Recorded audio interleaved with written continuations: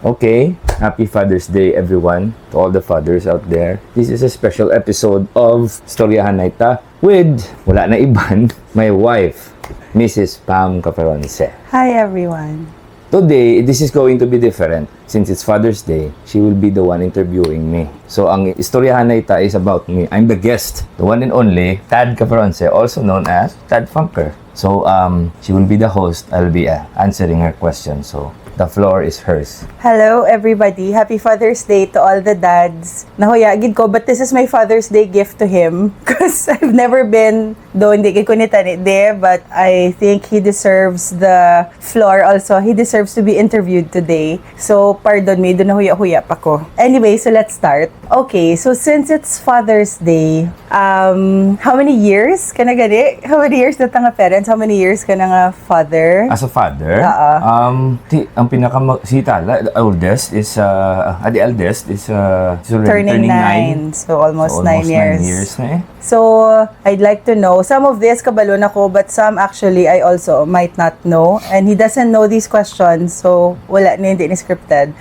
Yeah. So how did you feel the first time nga nakita mo si Tala? Oh, it was different. It's a different thing na like you see something balang valuable na makita mo nga if you were a kid, you were being bought a toy nga amuni mo na excited ka katama. Once you see your child, your very own child, it's a surreal feeling. It's different na it's like something na you don't see every day, experience every day, na it makes you so happy deep inside. Like it's true happiness na it's like a realization to make me think that I'm already a father. You know, everything would change. Like all the things that you think nga you would do every day, like if you like you're into sports, whatever, it's somehow you forget for that very moment nga ay bata na ko gali do amo na ning atipanan ko yeah, it's a very very nice feeling. And speaking of changes, you mentioned changes, so what do you think were some of the biggest changes that happened to you when you became a father? Yeah, like, you know, to continue with what I said earlier, everything changes in a sense na your priorities become more surrounded sa children mo na, sa kids. Like your activities will change. You have to adapt with everything. If you used to go out at night, drink with your friends, somehow it diminishes. Gaka ano na siya nga, hindi na lang kayo magwa kay bata, muni patulugon pa, or next day may klase pa, you know, it's the priorities definitely change. Did you always plan on having kids? I like kids. Like was it part of the plan? Nga, like you always saw yourself as a dad? Yes. Okay. It was a part of my plan, Gidya. Ever since, before I really decide to get married, I really want to have kids. More than anything else. Like, I want to have kids. I know that it's a different thing to have your own eh. So that's why nga, having kids for me, it's not just a gift, but it's actually a treasure to hold on and to see them grow, and don't may feeling kabla in the back of your head nga, they turn out to be like that. Because of course, with the guidance of the parents and you also. So it makes you proud. So for that, you mentioned that you want them to turn out into something. Getting ahead ni Guro, kay Dota ni karon kung mari pa mangkoton. But since you brought it up, how would you like our kids to turn out? How? Like, subong, siyempre bata pa sila. But let's say, when they become adults, ano man lang what do you want them to be? Tani, of course, they will chase their own paths and dreams. But if it were up to you, Tani, ano lang ang wish mo for them to turn out to be? Well, first of all, what they want to be when they grow up is a priority. I really want them to choose their own path. Because who am I to tell them my own path? Hindi man perfect path ko. So, you know, it's up to them if they can use their talents and abilities in a certain way that they want in that profession or whatever himuon nila, well, then go ahead. But in general, syempre, I want them to be like people nga would also respect them at the same time as them respecting other people. People would remember them as ay ka mga buot na kabataan, ka-respectful, kalulo, do hindi ya bastos or whatsoever, because somehow it will always come back man sa image mo as a family, as a father and a mother. You know, I want them to grow up to be more respected in a sense. And responsible. And responsible in things pala nga, which I see naman sila na they're somehow growing up to be really responsible man. So, I'm happy. Are you a strict parent? What's your non-negotiable? For me, the no is a no. What would you say no no to? No, for example, they want something ridiculous. Like something, anong naming example man? Again, ang hamon nga parenting views may be different from yours. So, disclaimer. Ari na lang, I'll give you a theoretical question. Si Tala is 9, no? She will be entering high school in a few years. Will you allow her to go out na nga malakat na siya sa bars as early as high school? Well, yeah, no question. Yes or no? Yes, I would allow. High school? Yes, I would. You know why? I've been First doing year? that before. Pero first year, no, medyo, wala bala. hindi lang gore bar. You know, mga Parties, house mga- party lang. mga With the batch supervision party. ng mga parents, kilala tabing parents, okay lang na iya. Pero bars nga with other people that you don't know, I don't think that's open to the public. When Hindi do you lang think, guro, when do you think is the, uncontrollable siya katama. when would you allow them? Anything guro nga before you graduate high school, mga Okay. last year sa high school mo, senior Okay. year, okay na siya. Kaya Okay. ako, I would understand eh. Sige, tukar ko sa DJ, so I should know, di ba? Makita ko kung ano nga kalatabo. Do you see yourself nga ma-medal ka in terms of the career that they choose? It depends. It depends on what career they choose. If I see that it's a dead end and it's not gonna lead Is them there anywhere. my dead-end career? How? Is there Well, such there a isn't a thing? dead-end career. But if you come to look at it, in general, some people would think, oh, that's a dead-end career. Kaya, you know, wala man na pakantuan. You know, it's ano eh, kabudlay man. Kabudlay actually ang balon na siya. Kaya wala dead-end career. To be Yes, honest. there's no... Ako, yeah, sorry guys, generalize ko lang na siya nga.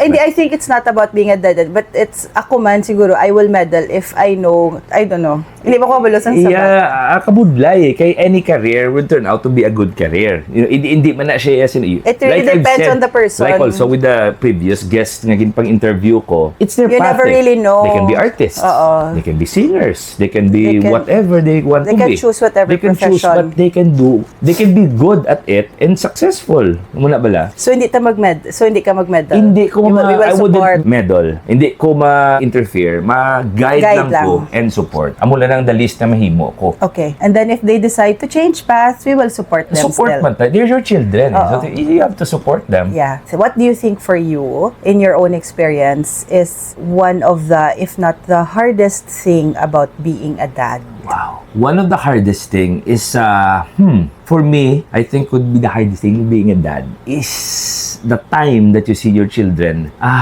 They grow up so fast. For me, growing up too fast, and second, my children, by the way, are girls. Two girls. So Two when girls. the time they get married, I think it's the time na, It's when you let go na. mababay na ni sila sa akon. Do Yeah. ka, you know, this should be the final moment. Nga do, hindi na ako kaupod sila. Pero for me, guro, that would be the time. But it's not now. Yeah. But it will come nga, masubuan, gid ko na, to be honest. When you find, I think it not even married. When they start dating, Yeah, and when you realize that you're not the only guy in their Ara na life. sila sa teens nga, updan ta kabila, mambali, ay dad, hindi na ta ka updan, dad kina, mga friend ko na kuya ako, ako kami na lang, siyempre do avoid na bala sa imo. So mo na gurong part nga do medyo Ang letting go. Dako na gid manggali Yeah. wala na ko may mahimo. But so if that is for you one of the hardest, what do you think naman is one of the best? You mentioned it's a surreal feeling, but it's a treasure. But what do you think is one of the best things about being a dad? Like again, I said, my kids are girls. They're very sweet. Ang girls ko, every time I arrive, they cuddle with me, watch kami na cartoons or any movie sa TV, aragin na sila sa tupad ko, they watch with me, cuddle with me, we eat and watch at the same time. I think those are moments nga I will not forget. Yeah. Na very memorable for me as a family. Kaya do, you can feel nga ara sila per me. Yes. They're always with you. Regardless if you're having a bad day or a good day. Every time you see them, you just lose everything. You just smile. Malipat ka nga, ay, harili mga bata. Do excited ko magpuli. Like something like that. Yeah, I agree. Best experience for me. And what do you think naman is the best gift that you can give to? I mean, of course, kadamo gifts, no? But that you can give as they grow up. But what do you Gift? think is one of the best gifts that you can give to your kids or lesson? Kung gusto mo ba lang atani, mahatag mo si ila. Apart, of course, from the necessities and all that. Sa gift, yeah. Why na material? Anyone can give any gift. Oo. Material. It may be pricey or not. Or I think ayun na it's lang, more of pass lesson. on. What do you want to pass on to I your think kids? it's more of a wisdom ang mahatag mo. Yeah, more on wisdom. The only best advice that I can give na mahatag sila growing up as a gift, and especially if they come older, to show them that to love their mom. So how to, you set the standards You have for to show them that you love the mom. Yeah, Because you know, the reason of which is, bayi pa naman. bayi pa naman sila. If they see their dad respecting the mom, loving the mom, they would also look for the standard. Yeah. Na if they marry someone, they should respect them. They should be respected. Yeah. Hindi sila yung pagpakaslan just because nga out of convenience or because she's a pretty whatever, face. Hindi. They should love her to respect her. And love her. No. Amo na iya. Kay if you show example nga palangga mo, you're showing love sa mom, nga do you respect and everything, well then they will follow it. It becomes a standard for them. I don't know, that's just me speaking. I don't know. That's correct.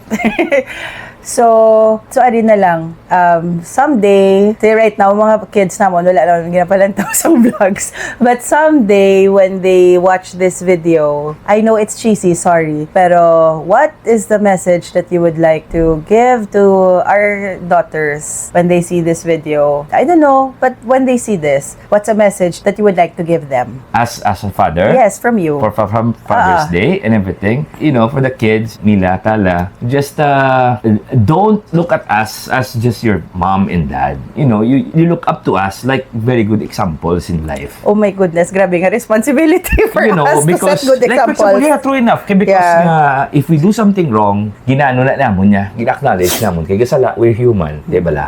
But hindi kami gusto nga you will follow it if we do something like it. We always try our best nga put you in the right path. Ako ga-vlog ko, but to be honest, social media can be really cruel. To be honest, I'm looking at all the videos na makita ko sa social media. It can be educational, but it can also really be really bad in a sense nga it can influence someone. That's why there's influencers. It influences people in good and bad side. So always look at influencers lang that are good. It can help you, not just to follow because they're cool or not. No, just be smart enough. And that they can always run to you for anything. Yeah. O man lang ng aton. Like if they needed something, hindi ka mahuya, just let us know. Anything. You know, whatever. That's why we're parents. So, amo na. And how about your message to all the dads? Ay, mga To all the dads. mga Wanggo Jones mga dads, mga papis, mga paps.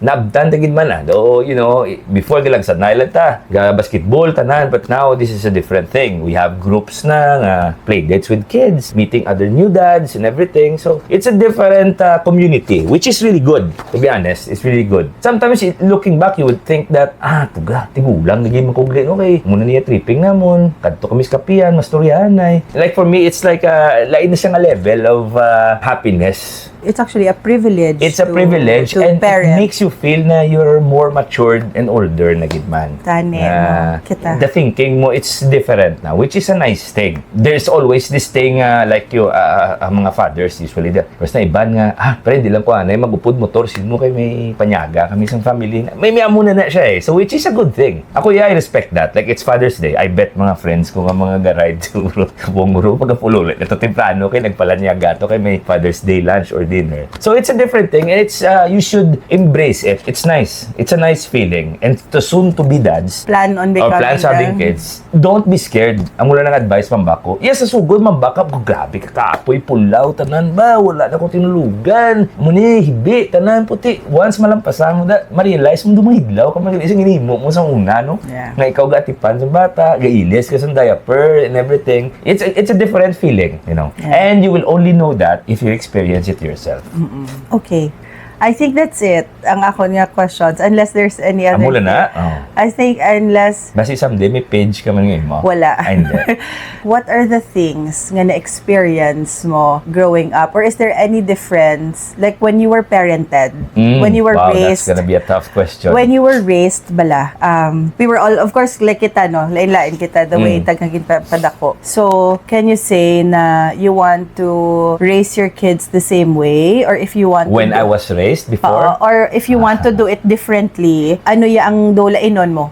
How will you raise your kids differently if you will? My situation. Well, back in the day, parenting was different. Karin new brutal is una mo. Not for all, Yeah, we're but usually back in the generally 80s, I'm talking speaking. about the 80s to the 90s, medyo you get spanked on gidya. It wasn't a tap on your hand. It was like really sakit gito ya. Hindi to yang don't do that. Hindi na yan muna. Sa una ya, they will shout out to you. I mean, you know, makarelate yung mga kaedad-edad ta. Amo to ya hard, ano gito ya, tough love.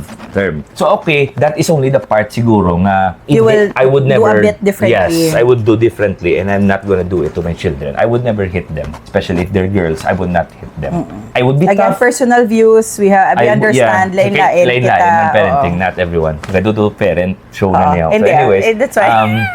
That's why nagdodua ako to us. Mula ni guys' opinion na. This is nothing to do sa iban. Kaya we all respect everyone's opinions. Ako lang guro, wala sa well, there's no physical part. Hindi lang ko magsakit. Verbal, yes. I would raise my voice. I will swear a little bit, not like to the extreme swearing, pero I would raise my voice and that's the least that I can, or that's the extreme part na siguro nga mahimo ko. Or just raising my voice and go out or whatsoever and something like that. I think for ang siguro apart from the mga amo mo na, though siguro the major difference is because before how our generation was raised, hindi open communication. We are just being told what to do. Yes. Wala ta kabalo. Because I said so. Yes, because they said so. Because I said we never had any opinions. Wala ka background. Wala kami yung mga social media. We don't know what's going on. You needed to follow. Pero now, which is also a good thing. It also makes you tough in being disciplined. But it was, doon mo lang nagaling to ka one-way communication, which now we want nga do tani, mas two-way. We want to give our children a voice also and to hear them out. Yes. That's it. Any other things? Wala naman. Just, Father's Day. It's another year. It's another Father's Day. So, hopefully, we get more Father's Day to come. Yes. Celebration. Happy Father's Day to all the dads. And we appreciate you. We see all of you.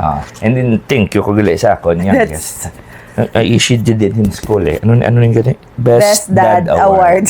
That's from our youngest, 5 years old. Thank you. Bye, everyone. Bye, everyone. And once again, this is, sorry guys, lain ang nag-interview. Special appearance lang ni. Special episode niya siya. So, once again, don't forget to like, comment, follow, and share. TADFNKR, ato ni siya on Facebook and also on YouTube. Bye. Okay? Happy Father's Day, everyone. Have a great day. Babush.